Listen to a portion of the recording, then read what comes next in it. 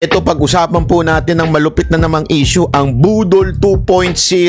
Naku po, ano po ba yan? Meron na naman pong katarantaduhang ginagawa ang ating gobyerno at meron na naman pong mga pambubudol na ginagawa ito sa ating bayan. Ito, panoorin po natin ang mga iilang issue na ngayon ng mga araw na ito ay lumabas at atin pong pag-uusapan. At ipapaliwanag ko sa inyo kung bakit ko nasabing Budol 2.0 na naman ho ito. Alam nyo mga kababayan, itong mga ginagawa ngayon ay wala namang ibang kadahilanan kung hindi yung darating na eleksyon. Siyempre, kailangan nga po nilang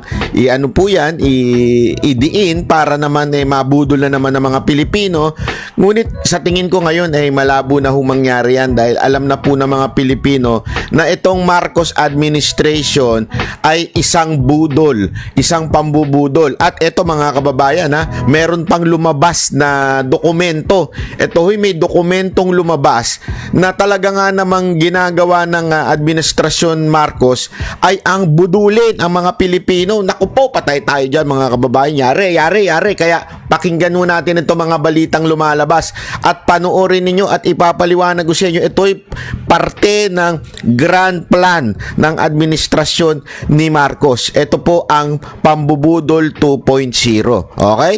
O, panoorin po muna natin itong unang issue. Ang issue po ng 20 pesos na bigas. Ayan na nga po, sinasabi na natin di ba? Marami ho ang nabudol sa inyo noong mga panahon na nangangampanya ho si Marcos noon at sinasabi niyang ang ating gagawin ay ang 20 pesos na bigas. Tapos nung siya'y nanalo na, biglang kumabig at sinabing pangarap lang naman. Tangnang yan.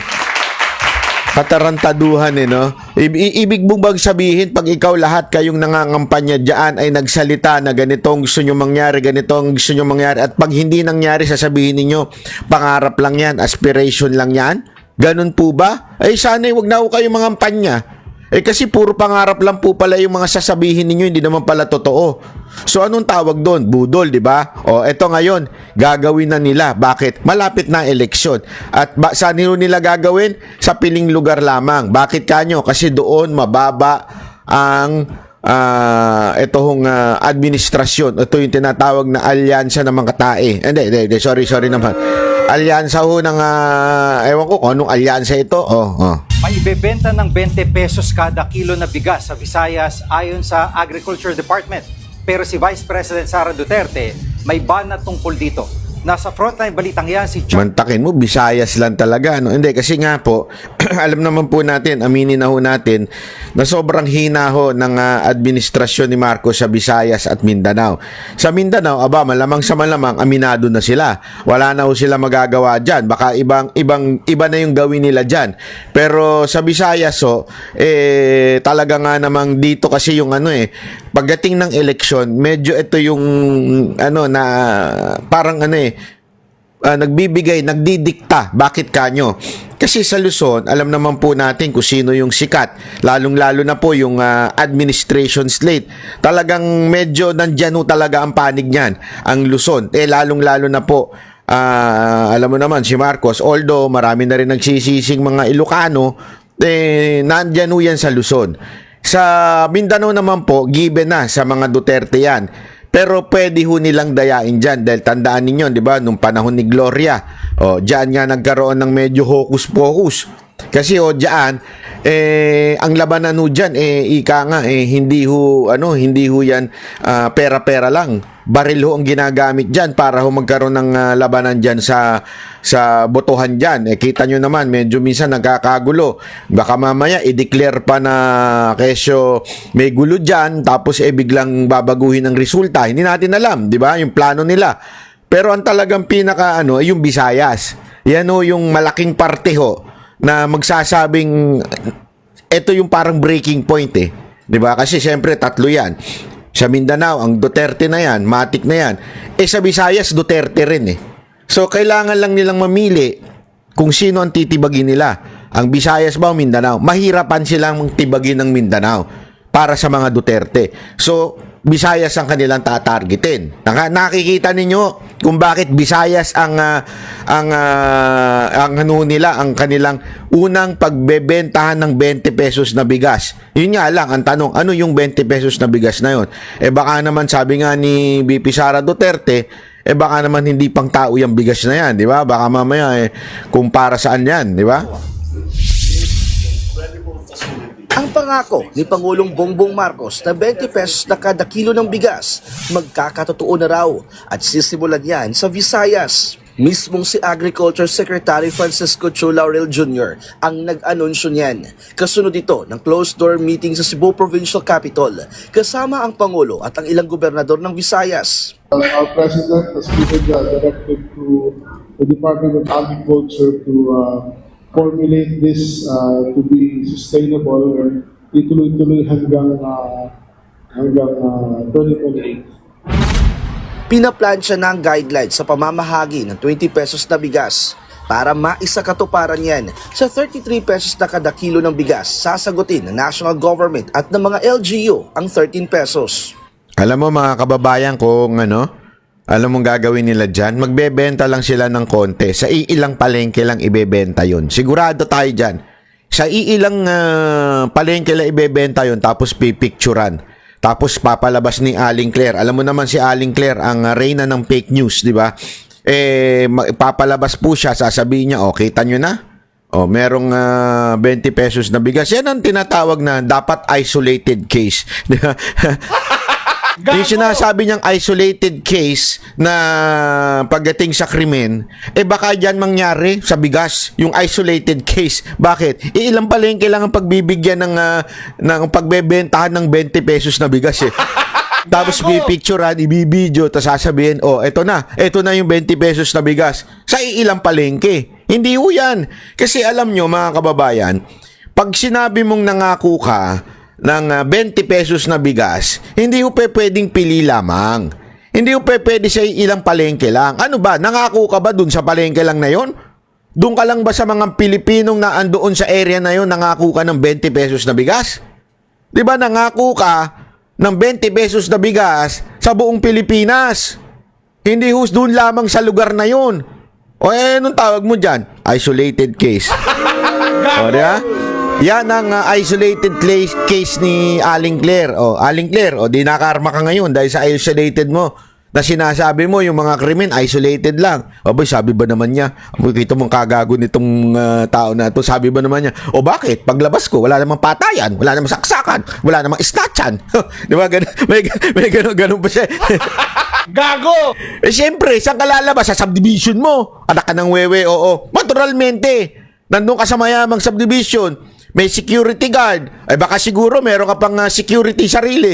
Talaga ka naman wala magsasaksakan doon. Di ba? Napakasira ulo nitong babaeng to. Totoo lang huwag tayo maggaguhan. Kaya ko rin sabihin nyo, no? Di ba? Lalabas ako. Nandito lang ako sa area ko. Sa subdivision ko. Naturalmente, wala magsasaksakan dito. Wala rin mag-snatchan dito. Di ba? Lalo ka na. Sigurado ako, nandun ka sa yayamaning subdivision. Paglabas mo talaga dyan, wala magsasaksakan.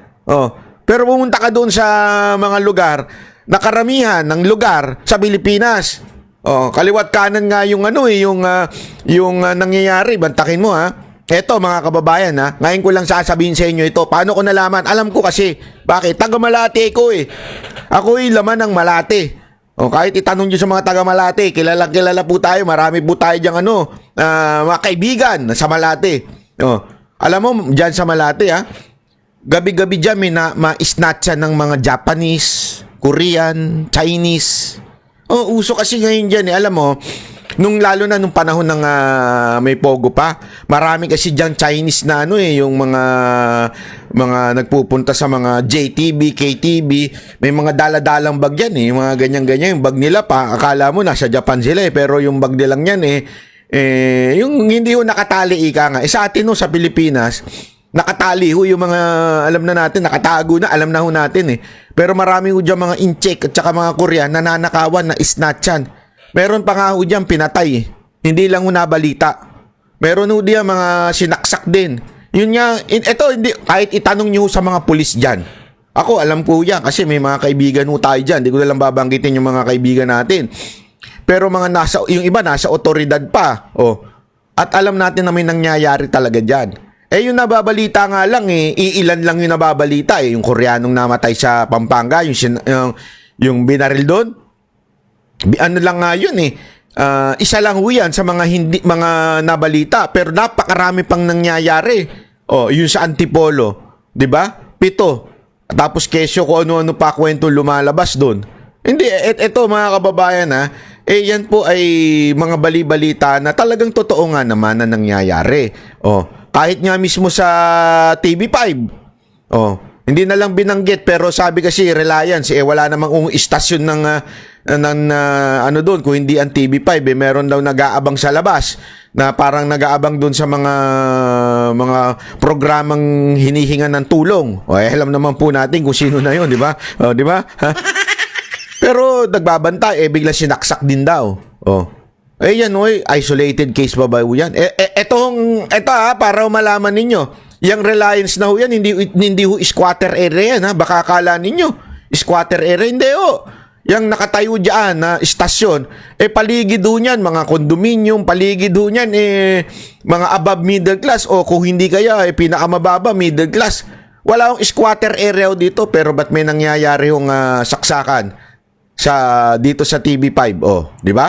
Bakit to? Kasi nga talagang yung krimen sa Pilipinas lumalala na. Tas sasabihin na naman isolated case. Etong si Aling Claire talagang ang reyna ng fake news. Walang biro ho. Tapos eto na naman yung bigas. Eto na naman yung pakuno nila. Pero bawat pamilya, 10 kilo lang kada linggo ang pwedeng bilhin. Binanatan naman yan ni Vice President Sara Duterte. Yan yung 20 pesos per kilo na binebenta, yung pinapakain sa baboy. Hindi mga hayop ang mga Pilipino. Duda rin ng bise. Ikaw naman, Vice President Sara Duterte, makalait ka naman sa makalait ka naman sasabihin na naman ni Aling Claire dyan. Porket, pagkain ng baboy. Bakit? Pwede naman kumain ng pangit ang mga Pilipino, Hindi naman kailangan sosyal, Sabihin na naman ni Aling Claire yan.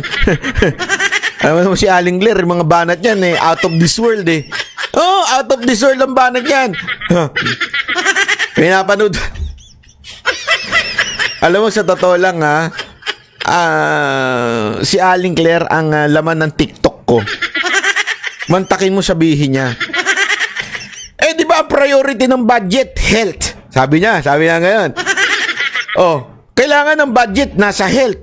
Di ba? Bakit sinasabi nila ang tulay ay hindi related sa health? Paano kung yung ospital, kailangan mong pumunta doon at kailangan mo ng tulay? Pambirang buhay. Di ba? Ano yun? Ayun din ay budget para sa health. Kasi yung tulay na yun, patungo doon sa health center o kaya sa ospital. Gago! Alam mo yung